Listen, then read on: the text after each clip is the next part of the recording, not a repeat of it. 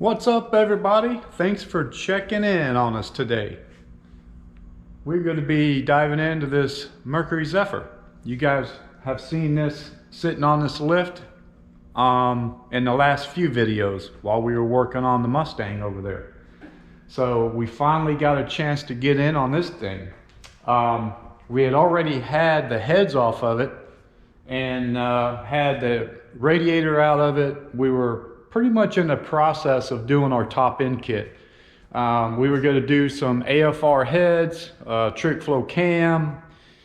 This is a carbureted setup. It's got a 5.0 Mustang engine in it, roller block. We were going to do a Ford Performance intake, a 650 double pumper quick fuel brawler carburetor. You know, it was going to make around 400, maybe 370 to 400 flywheel. We were going to make it look super nice. I mean, new wires, plug wires, the whole deal, right? So the engine, it ran fine, but we didn't really know how many miles were on this thing. So we went ahead and, once we got the heads off, I kind of cleaned everything up. I cleaned the front of the block up really good and painted the front of the block because it looked kind of nasty, We didn't want the front of the block being seen with all the nice heads and intake and valve covers and spark plug wires, all that stuff. So, but the T5, this is a T5 manual car. It has issues, like it would grind going into gear. Well, he's got another T5 that he wanted me to switch out. I was just going to drop the H pipe, take the transmission off the bell housing, leave the bell housing, it doesn't take very long to do that. So I had this thing already all the way down. The only thing that was sitting in there was the bell housing and the transmission and stuff. And I'm like, man, the cylinder walls don't look too bad. Had a lot of slop in the timing chain, all original, right? So we're thinking, man, this thing's probably got over 100,000 miles on it.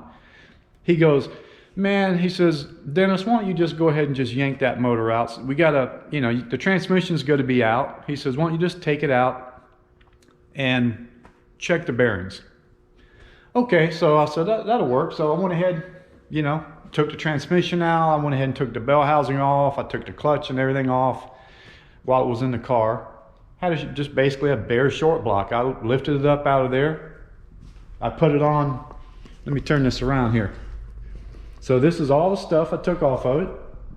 I mean, drive shaft, transmission, cross member, bell housing. It's got a good clutch in it too. The clutch does not have that many miles on it at all. A muffler shop did this exhaust and they really did a good job. I mean, it's a complete H pipe, comes all the way back to some turn downs. I think we're probably going to end up doing some flow masters on there instead of those. The oil pan was super rusty. That's another reason why we pulled it out. A lot of surface rust on the oil pan. We're getting rid of this power steering rack and putting a manual rack and pinion in here. We've already got that. So anyway, back to the motor. The motor looked pretty rough. Really nasty. Like I say, I had already cleaned it up and painted the front here, all the way up around the top and down. But after pulling this thing out, let me flip this thing over here.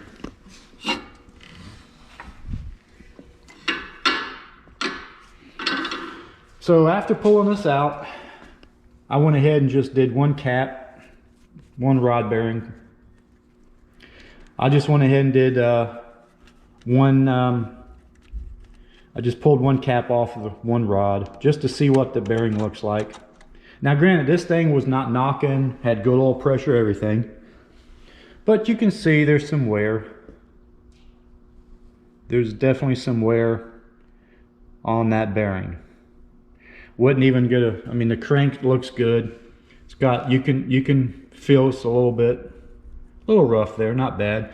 I mean, that's typical for a high mileage motor, This thing probably could have lasted a long time, but shit, if we're already in it this far, why not go ahead and go the rest of the way, right? So I didn't bother taking any other ones off. That was enough for me. I did take this one main cap off. Let me show you this one. This is why we definitely are going to rebuild this motor. And there again, it's nothing wrong. It's just high mileage. Crankshaft doesn't look bad. The bearing, of course you got some oil there, but the bearing is showing copper. Let me wipe this off. You know, it's definitely worn. So at this point, we're just going to rebuild this short block too. I mean, we've got, you know, we got new lifters, new camshaft, new timing chain, new heads. Why not just rebuild the short block? So that's what we're going to do. We're going to go ahead and pull this thing completely apart. I've already mic'd the cylinder walls. They're not bad. It's an original 4-inch bore. We're going to take it to a 30 over, make it a 306. We're going to put some forged flat top pistons with 2 valve reliefs. New oil pump. We just got to do a stock replacement oil pump. We're going to do an oil pump dry shaft rod, oil pump rod. Some good bearings. We're going to have, it's basically going to be a race prep block set up here. They're going to recondition all the rods. We're going to put AOP rod bolts. They're going to line hone the mains, new cam bearings. You know the drill, the whole deal. Knock all these out. We're going to put all new freeze plugs in, paint the motor. We're going to go with a dark Ford blue. We've got a brand new, so this one's going to be carbureted, right? So we're going with a brand new timing cover that will take a mechanical fuel pump. He's got some nice valve covers here that he had a local shop here called Killer Coatings. They do great work. They powder coated them. That's cool. So yeah, this thing is going to be basically going to be one of our SP306 builds that we do. And we're going to go ahead and change the camshaft. We've got a trick flow cam that is suitable for a stock piston. Well, since we're going to go ahead and change the pistons and go with some forged with 2 valve reliefs, we can put a bigger cam in this thing now. So we're going to step it on up to the next size up trick flow cam, and it will pull to 6,000 RPM. We're probably not going to degree that cam to pull any higher than that, because the intake that we're using is a dual plane intake that pulls to 6,000 RPM. Plus, being that it's stock rods, we don't want to twist the guts out of it. We could take it to 6,500, but there's just no need in that. It's going to make about 10-to-1 compression. With that intake and the cam, it's going to be a perfect matchup with the carburetor too. So this thing will make every bit of 400 horsepower, probably more than that, since it's coming in at 10-to-1 with the pistons that we're running. 58cc chamber on the heads. It's going to be nice and it's going to run. I don't know what gear's in the back. I got to spin it. It's a Posi 8.8. I need to go ahead and see what gear ratio is in the back of this thing. We're kind of hoping it's got at least a 373. That would be perfect setup for this deal. 410 would be fine too, but 6,000 RPM, 6,200 RPM shift, be better to have 373. So also, while the engine is out, the customer is actually going to come here. I told him he can actually do this, save some money. He's going to clean all this up. He's going to go ahead and pull all this off. He's going to get rid of all this, just get it out of there. Might do a battery relocation kit in the back. We're going to get rid of all this original wiring here. This is, in this car they had a voltage regulator. So we're going to get rid of all that. He's already got the new high amp alternator and bracket that we're going to go back on this deal. So yeah, he's going to take all this off. He's going to sand it down, and we're going to repaint all this a satin black in here. We're going to get rid of this insulator on this hood because that looks like crap. He might get a new one, but probably not. Eventually, he's going to replace the hood, put a cow hood on this thing. So, got to clean all the engine cradle up, get it all cleaned up, paint it black. That way, when this motor sits in here, it's going to look really nice. So, these are all the parts. These are all his parts. There's his intake. That's the carburetor in that box, plug wires, you know, I mean everything. So, oh, actually, his headers are still wrapped up, laying in there. It does have an aluminum radiator on this thing. So, yeah, man, it's going to be nice. So I just want to give you guys a little peek of this since we already started on it. I'm going to get over here and get this block tore apart. I'm going to go ahead and get the oil pump off. I'm going to get the rods out, the pistons and rods knocked out of it. I'm going to get the crankshaft up out of there, knock all the freeze plugs out. I'm going to get this thing ready to go to the machine shop. I'm going to go ahead and get started on this, tearing this short block down. I'm actually going to go ahead and get the cam out first. I got to get these roller lifters out. I'm going to take this spider kit. They call it a spider kit. It kind of looks like a spider. It holds these dog bones down that actually keep the lifters from turning because they're roller lifters. And I'm going to throw these out. I'm going to put new ones in here. Typically, I just install a new set. And you can get these from Camshaft. This is what it looks like. So this here is what they would call a spider. It sits down in the lifter valley. You see the two holes. That's the bolts that hold it to the block. It comes with the new bolts. They're actually Allen head bolts. They're pretty strong. They're stronger than the stock ones. You could use the stock bolts that come out of them if you wanted to. And then here's the dog bones. They call them dog bones. They kind of look like dog bones. So this whole set isn't very much money, and it's well worth the investment. I mean, these things will last forever, but you know, these flex up and down constantly while the valve train is moving. So when you have a motor that's got a lot of miles on it and you want to put a nice spicy cam in there, you know, you really don't want to use the old ones. I mean, because I'm sure these things could break. I've never had them break before. I've never seen them, but I'm sure they do. So it's worth the investment just to go ahead and get new ones. I'm going to put this back over here. These bolts that hold this spider on is 7/16.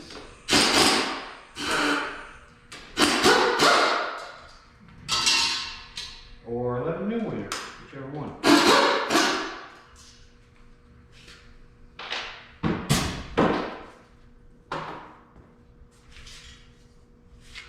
So there's the old one.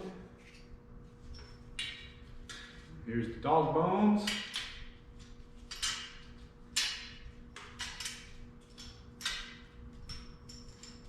You know, I could use these and just kind of keep them for spares, but I've got some, so I'm going to just throw these out. And then the lifters will come out next. You can see that they got a roller on them, and they're flat on this side. That's why those dog bones keep them from turning. So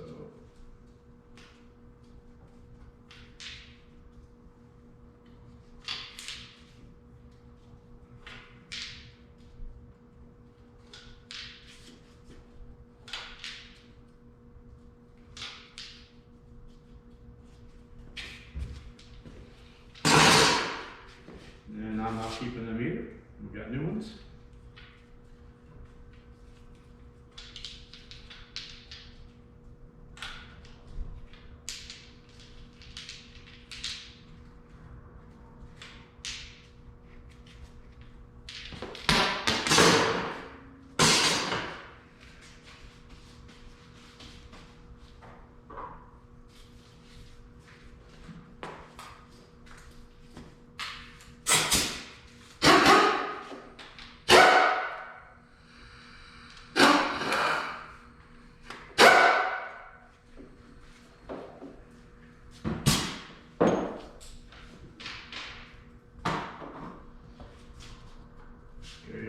Sometimes I'll replace the Cam Thrush Plate, as they call it.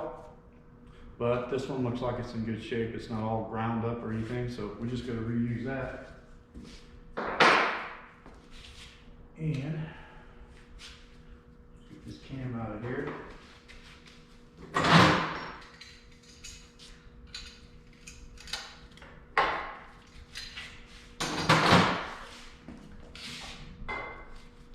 Just kind of want to be easy. We're going to be replacing the cam bearing, so it's not important to be easy coming out. But this is just a stock cam. Like, we're not going to save it, we're going to throw it out.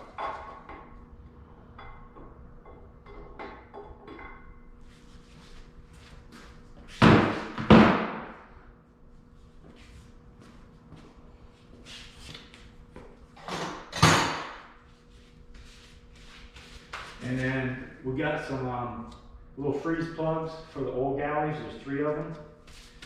And the way I get them out, I go ahead and drill a small hole in them. And then I'll just use my little puller. It's got a little tapered screw on it.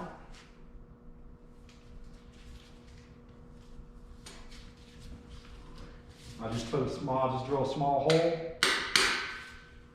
Tap that in there, screw it in a couple times here, and then it comes right out.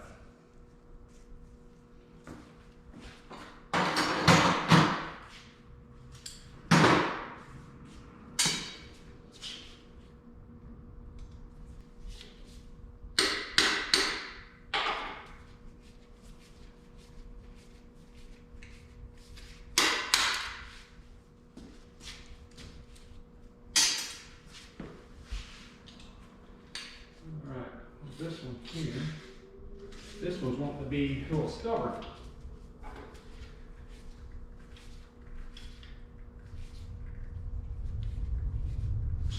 There we go. We got her out. Now, you got freeze plugs on the side of the block. You can do the same thing, drill small holes in them, tap them out, but those are big enough where we can actually knock them out a different way.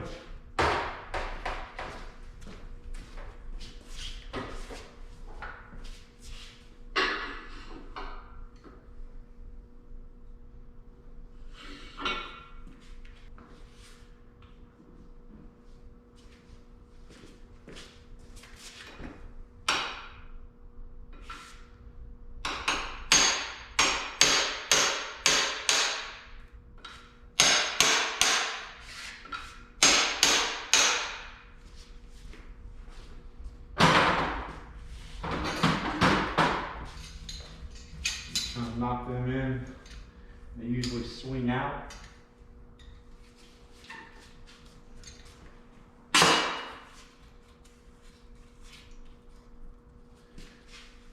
These two kind of fell in, so I'm going to just pull them out at an angle like that. Grab a hold of it and pull it out.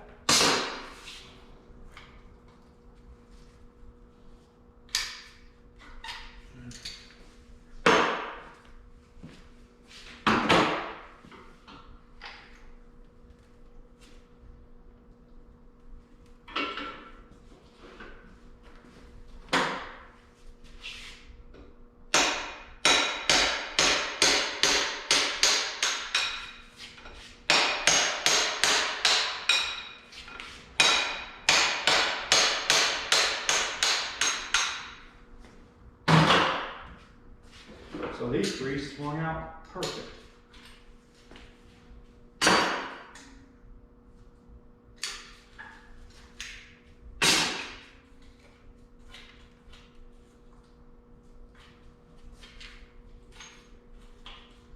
That one fell back in.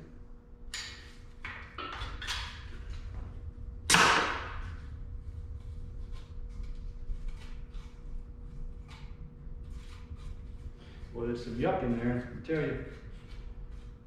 That definitely has to be cleaned out.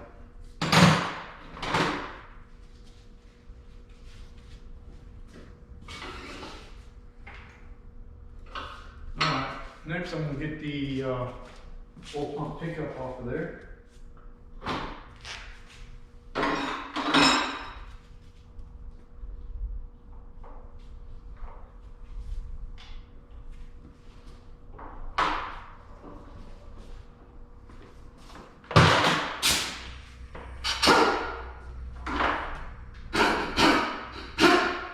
This one's got a 9/16 nut on it. That's the only main cap bolt that has a stud sticking up, just for that.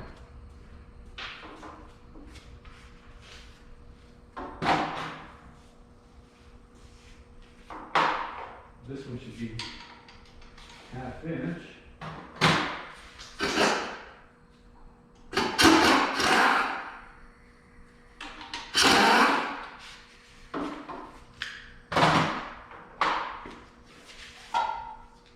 We're going to reuse this, just going to clean it up, be good on that.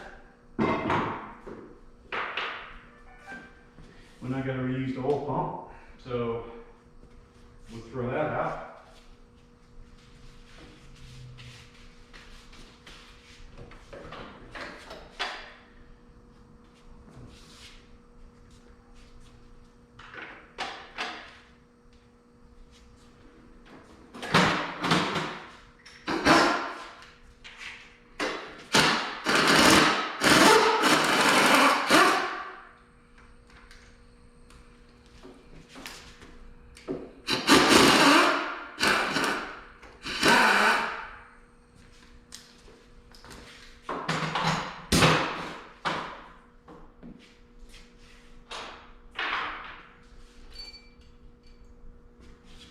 We're not going to use the drive shaft. We're going to be using putting an ARP drive shaft in there for the oil pump.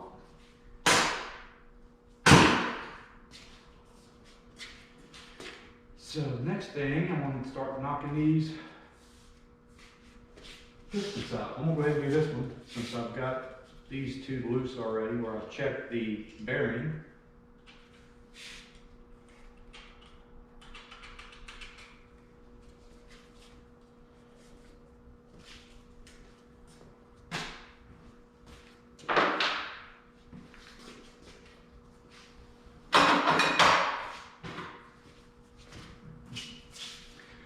Going to tap these out. Got to make sure we don't scar up the crankshaft.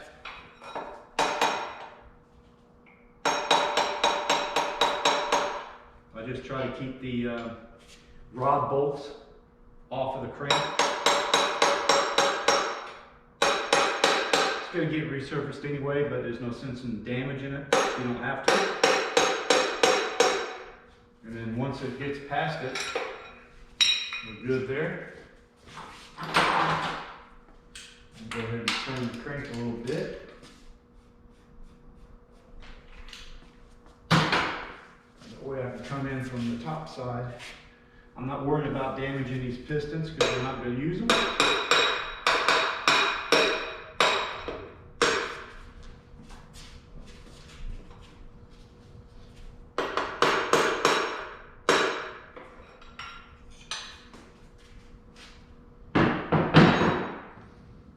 So you can see the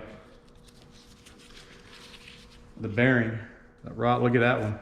It's got some good copper showing there, so it's definitely ready for a rebuild. Yeah, you know, you can go in there and polish the crank up, slap new bearings in, hone it out, re-ring it.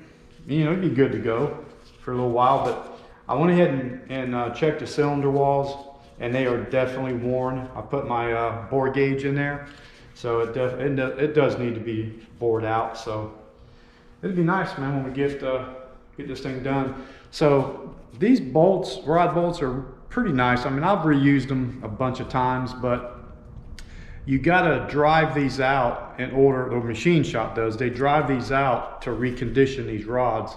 They'll take off a little bit on each side of the rod, and then they also do the cap, and then you can put these bolts back in or just put new bolts back in.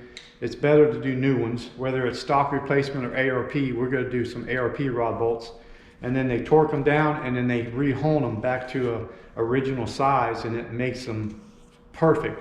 Because what happens over time is, especially on the cap side of these stock ones, they'll stretch a little bit, and you get a little more clearance up and down than you do side to side. So it's good to recondition the rods if you go to reuse them. And then you want to put the cap back on. These caps are actually numbered. Like this is number 2. And then there's going to be a number 2 also on the cap. Those two will go together, 2 and 2. And then another way that you do it is you have a little ditch here, I call it, that's cut out for the bearing. And then you also have one on the rod. Well, on these, those two will stay together on the same side. You don't want to turn them like this because this machining surface will be different on these. So you can see that the side, so this side of the rod will butt up against the other rod. This side of the rod goes to the crank side. That's why it's got a bevel right here. So I'll put that back on. Don't really need to, we're not going to use these. The new ARP bolts comes with new nuts, but I'm going to just put these on so we don't lose them. The caps. I'm not even going to worry about taking these rings out because they're going to press these off and press the new pistons on.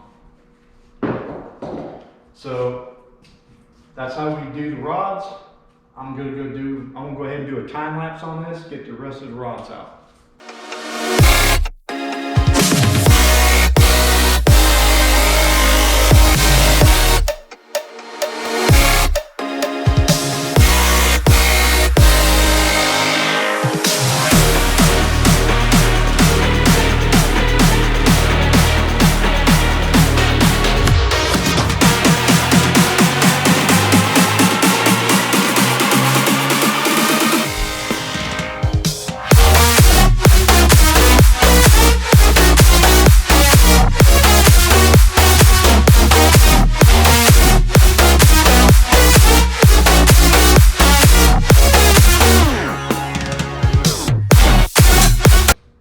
Got all the rods and pistons out. I'm gonna go ahead and get these main caps off of here. I could actually just leave it on because he's going to be resurfacing the crank and everything, but I'm gonna go ahead and pull it off, put the caps back on, get the bearings out of there. You know, that way all they really need to do is they're gonna throw it in a hot tank first. They're gonna clean it real good before they even do anything with it. So no sense in having them do any extra work.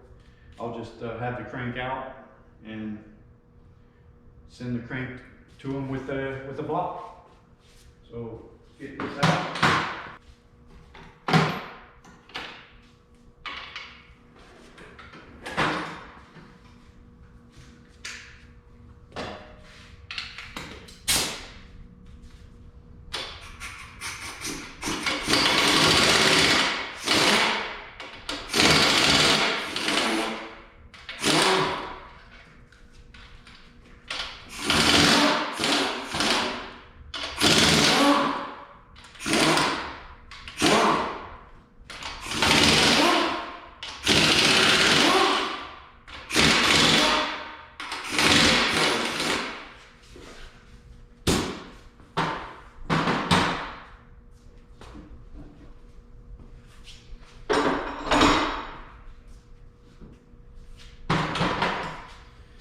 So these are usually on there pretty good.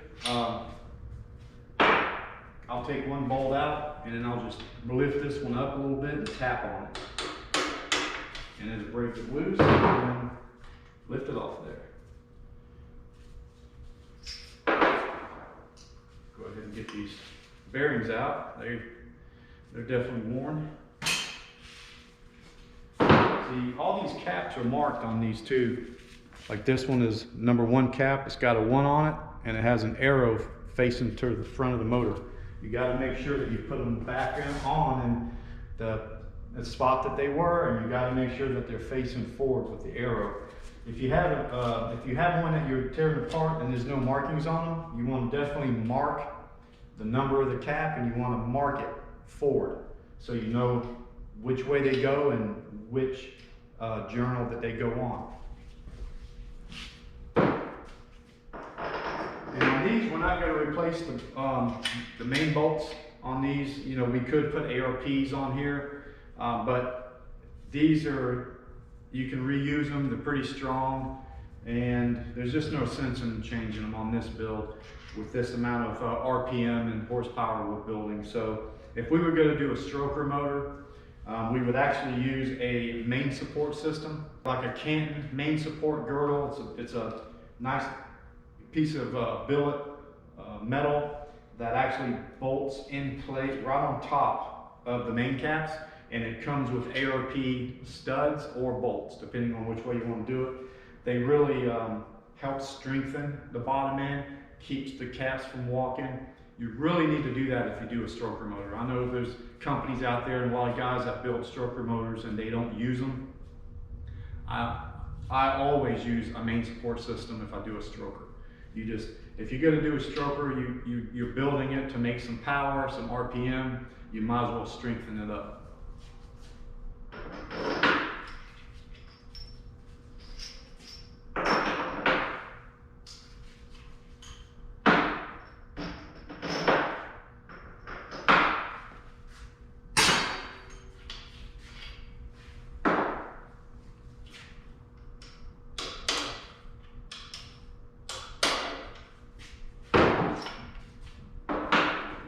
On a small block Ford Windsor motor, cap 3 is going to be the thrust bearing, which actually is a special bearing that has two sides to it.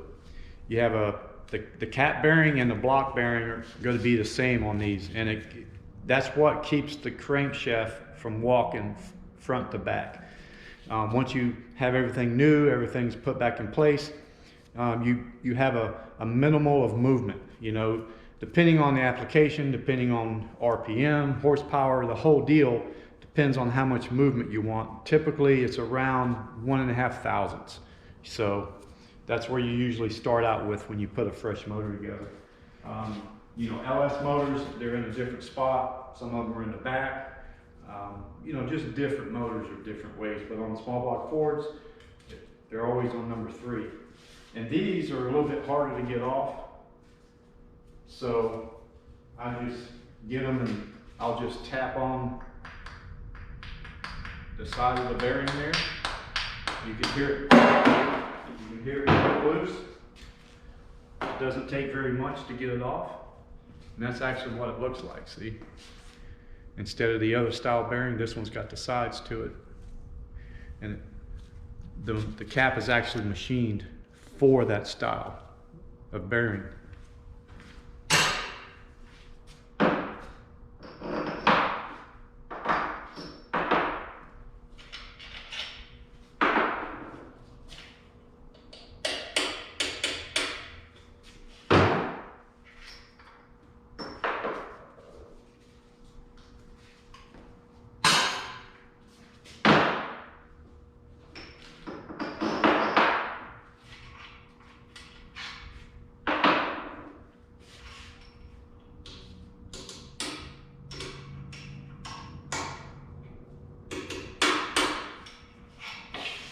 On the back one, sometimes you have to go on both sides, one on the other. Just go back and forth a little bit on these.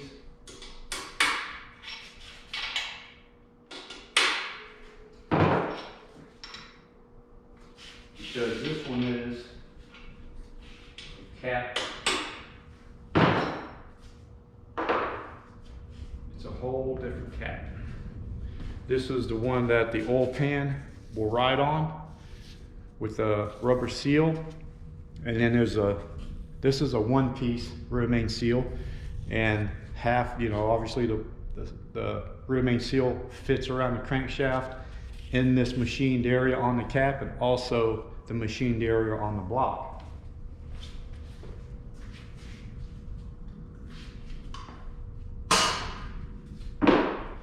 And that's the rear main seal right there. So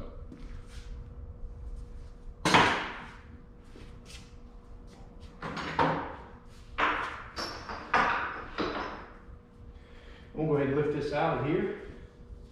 Crank looks good. You know, it's in really good shape.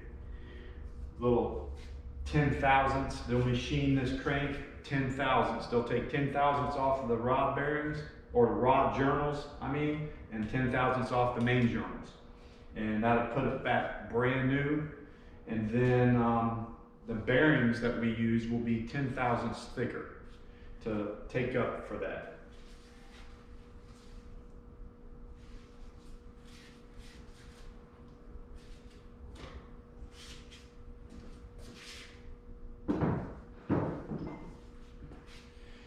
Now we can get all of these bearings out.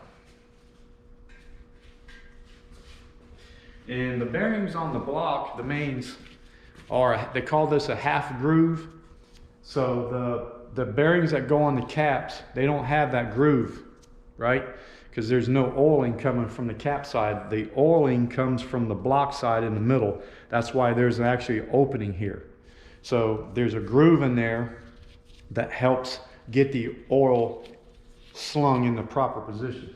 You can also get these with a groove, not a hole, but a groove on the top side. But we just use the groove on the bottom side only.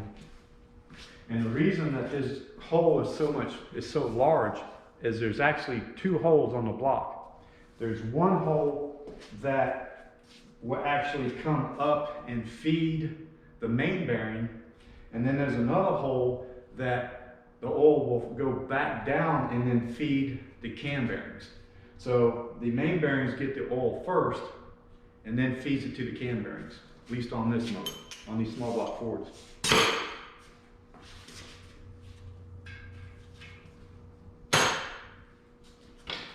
See if I can get this one off. There we go.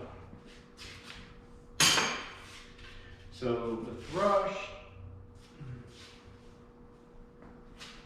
let's see, on the block, we'll see if usually I can get a pry bar to get it under it right here on the side. Yeah, it pops it right up. And that's the one for the block side. Just like the cap side, except this one's got the groove and it's got the holes where the oil gets fed through.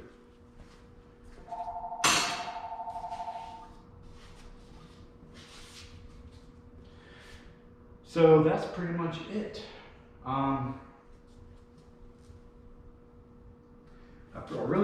I got it ready for the machine shops.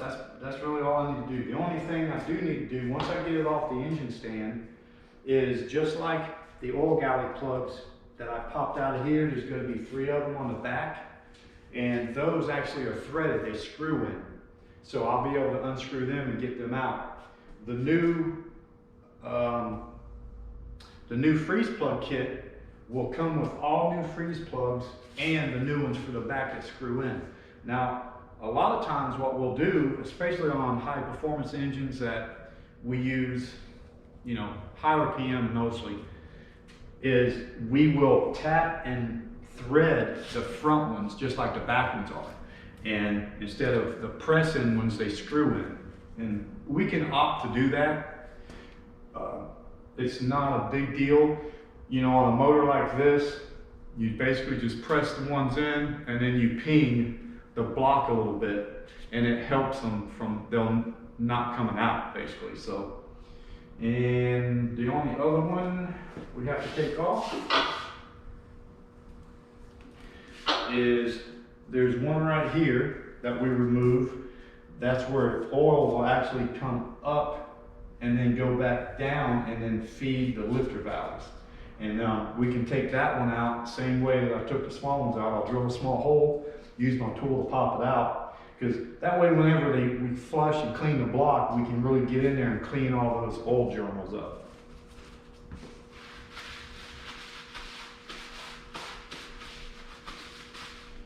So I am going to take these dirty gloves off and get my drill.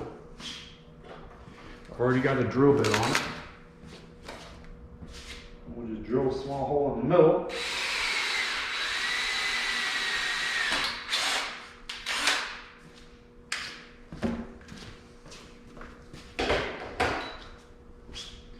This one you could probably knock off to the side too, but it's so small, I usually just do this.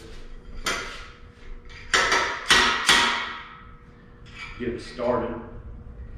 And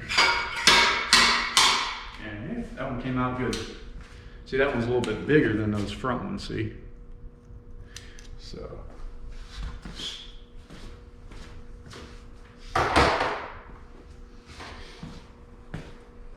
Yeah, so that's pretty much it. I've got the dowel pins for the heads. I already got them out.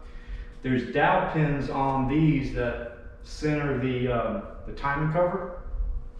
So they're in there pretty tight. Really could just leave them in. They're not going to be in the way of the machine shop. We definitely take these out because they do machine the deck a little bit. There's no sense in having them take them out, which they come out really easy anyway. So I went ahead and pulled these. These are the oil galley plugs in the back I was telling you about. There's 3 of them that screw in. And sometimes there'll be a square-headed one, sometimes there'll be just an Allen head. And when there's a square-headed one like this, it's a 3/8 wrench. But you can use, the best thing to do is to use a 7/16 or 11 millimeter 12-point socket, and it fits on there perfect. And you can get them right out, unless they're you know, seized in there really good. But I was able to get to these, got them out, and the last thing to do, I'm gonna go ahead and do this. I can do it without taking the engine off the stand. Is get the freeze plug out for the back of the camshaft. It's a really big freeze plug. You'll see it now. It's hard to get them to knock in and turn sideways because it will hit the cam bearing. So on these, you have to drill a hole and do the same thing as far as the small ones go. Try to feed it in that hole a little bit. Screw it in.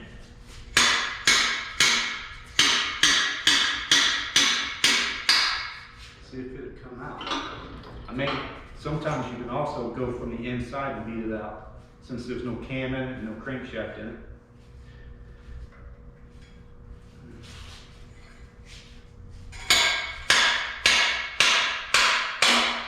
There we go.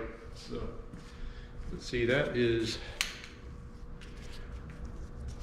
this also comes in the kit, the freeze plug kit. It's a nice big one that presses in there for the cam. So whenever you do these, you definitely want to make sure that the actual hole, like this on the back side, you want to make sure it's super clean, no burrs or anything, because when you press this in, it has to be completely sealed or you'll have an oil leak on the back of the motor. And a lot of times what you can do is you can get a Scotch-Brite pad, scuff this up a little bit, clean it with brake clean, make sure it's good and clean on the back side of the block.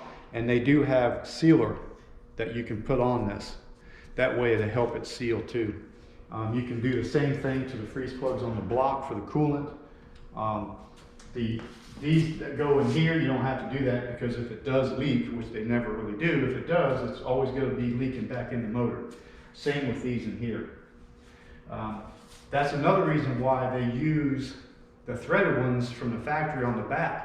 Because with the threaded ones, you can put a thread sealer on there. You tighten them up really tight and they won't leak. And because if they did leak, it's going to leak out the back of the motor, down the back of the motor. So that is one reason why they put threaded ones on the back. So, all right. Well, I'm pretty much done. Now we're definitely ready to drop it off at the machine shop. So I'm going to get this thing ready to go, and I'm going to call it a day.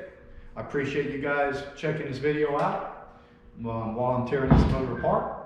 Please like, subscribe, and share, and hit that notification bell so you can get some notifications when some more videos come out. And I will see you on the next video.